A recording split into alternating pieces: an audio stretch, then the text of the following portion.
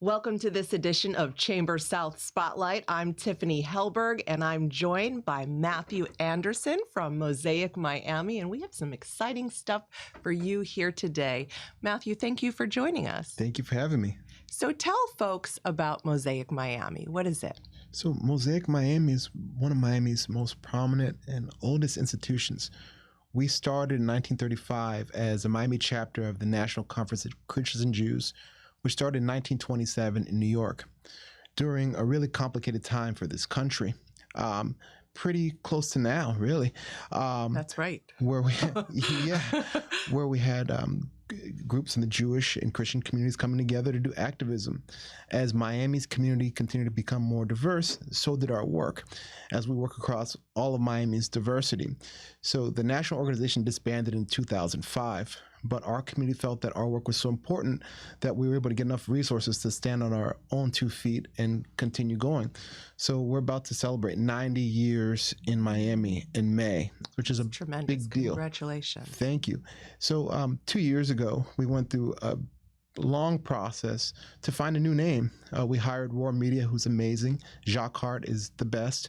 And Jacques and his team helped us come up with Mosaic Miami, where we bring all of the pieces of Miami together to make a beautiful mosaic. And today, we're really focused on giving the community a real safe place to have dialogue, because people aren't talking anymore. That's true. Yeah. And how do you, especially in today's environment, how do you keep that safe place safe, right? Because so much of the rhetoric today is so strong and so hurtful. I feel like we went through decades where people might feel something, but they might not say it. And today, they have no problem saying whatever, regardless of how hurtful it is. So I think first and foremost, we honor our interfaith legacy. So I feel like if you can bring a rabbi, an imam, a priest, a Buddhist together in a room, and they can sit and find common ground, I think that's an amazing North Star. Yes. However, October 7th has proven to be a real opportunity for us to take the playbook and rip it up, because what was done before does not work, because you have people that have been friends for years that can't talk to one another. So we've had to experiment on a lot of different things. For example, we created an initiative alongside 2 friends of mine where we created something called a Brave Space. And it's a real experiment. We didn't know how it was going to go, but we were able to bring 5 people together that resonate with Palestine and 5 people that resonate with Israel.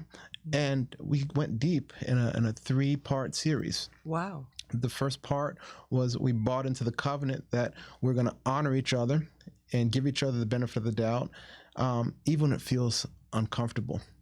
And everybody brought into that, and we made sure to be intentional about going over that covenant over and over again. And during the first session, everybody talked about how they relate to the region, so that everybody can understand each other's lived experiences, which prepared us for the next part, which are called fishbowl dialogues. And all these happen in people's homes. So for the fishbowl dialogues, we had 5 people sitting at the dining room table, 5 people observing from the living room. And at the dining room table, you had people ask each other questions like, what does from the river to the sea mean to you? Or what does the word Zionism mean to you? And although that could be scary, it was really nice to hear people say things like, if I had seen you say that on TikTok, I would have been really upset. But after getting the opportunity to get to know you as a person, I might not agree with you, but I understand you, which I think is a big deal. Sure. And the last phase was, before and after each part, our participants filled out a survey. And prior to the last one, we asked, so now that you've gotten to know these folks, who would you like to spend one-on-one time together with? And we were able to pair them, and we gave them a framework onto how to have those conversations. And we feel that this experiment was a success. And just to give you an idea of some of the people, of the profile of people in the room, we had a former IDF soldier. We had a gentleman that was born in the U.S., but after the Oslo Accords, his parents moved him and his siblings to live in the West Bank. You had a second-generation Chilean who had one parent from Bethlehem, one from Palestine. we had a professor that was half Palestinian, half Lebanese. You had a woman that was an anti-Zionist Jewish woman. So as you can imagine, the conversation was rich. Absolutely. So then how do you take this smaller experiment and branch it out to the greater community? I think it's all about storytelling. It's all about understanding that we just designed a platform that can be used to talk about a lot of difficult conversations. I think this past Thanksgiving was really difficult for a lot of families to look each other in the eye and even talk. So I think if we can create these types of platforms and show that, yeah, it's okay not to think the same, and it's okay not to go into a conversation to try and convert somebody, I think that's one step forward. Yeah. And then we also do a lot of this work with kids. So for the last 12 years, minus COVID, we've had a camp called Camp Metrotown, where we bring kids from all across Miami that often would not have the opportunity to meet really for socioeconomic reasons. And we provide them all with scholarships for a 1-week residential camp at Barry University, where they get to go deep and talk about subjects that they can't talk about right now. And they learn how to find common ground. And at the end of the summer, they really realize that although they're different, they're really more the same, more similar than not. And they are. And I imagine that's got to be even harder than the adults, because so much of what kids know and think is driven by what their parents have taught them, right? 100%.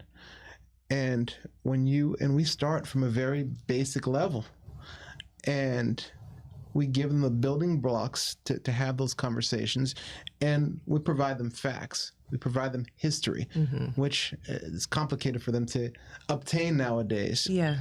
And it gives them a framework for when they go out into the world, they can really be inclusive leaders.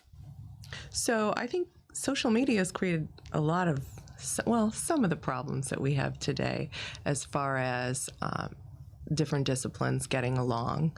How are you using social media to try and remedy that and get your message out? So we just hired an amazing firm led by Adriana Oliva, on-site. She's amazing, and she's given us the tools to take all the content that we've been able to videotape and put into snippets that's palatable and digestible for people to, people have short attention spans now. They do, yeah. So we get the hook, and they can really have an understanding of our work, and although the clips are short, they go deep, which is important.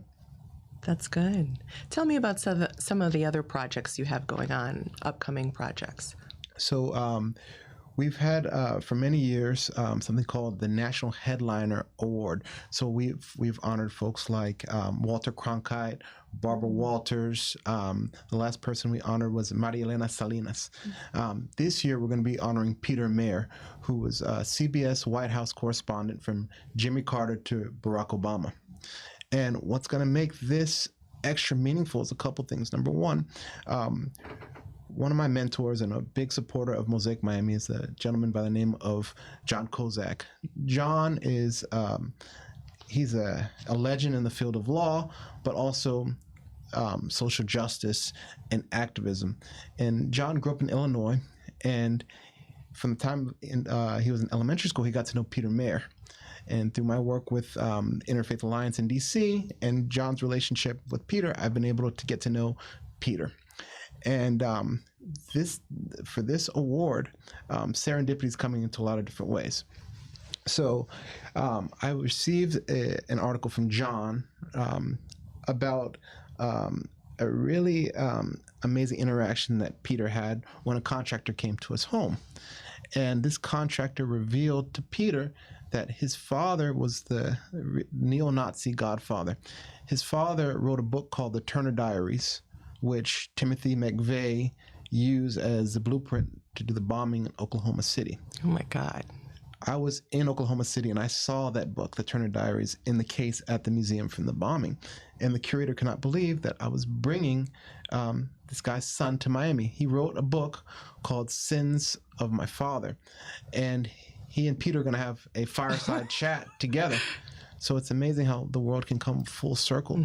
And I think in this climate, having these types of conversations where you can hear someone say, look, I was the son of the godfather of neo-Nazism, and I myself was a racist, and my journey did not start until I got to college and I had a black roommate, and that's how I was able to untangle these hateful ways that I was brought up with. Wow, what a story. Can you imagine? Incredible. That is incredible. And then to bring it full circle. Yes. Yeah. That's a little bit divine intervention right there. 100%. Yeah. And the other thing that we do that's important at Mosaic is we bring the community together to have really important conversations, again, with facts. For example, when the situation in Haiti was getting really, really bad, we kind of got ahead of that. And we brought in Jackie Charles from the Miami Herald, who's the authority on what's going on in Haiti. And she moderated a conversation. And when she got there, she just got off the plane from Haiti. So she had the most fresh scoop possible. Mm-hmm. We had Gypsy Metterlus, who runs Sant La. She's an amazing leader from the Haitian community. Dr. Gelda Nicolas, who's a clinically trained psychologist, professor at University of Miami, and the president of the IT Community Trust, which is the first endowment for Haitians by Haitians. And then Edouard Duval-Carrier, who's a Haitian master artist. So it was a rich conversation, which gave the community an opportunity to ask questions. We had facts.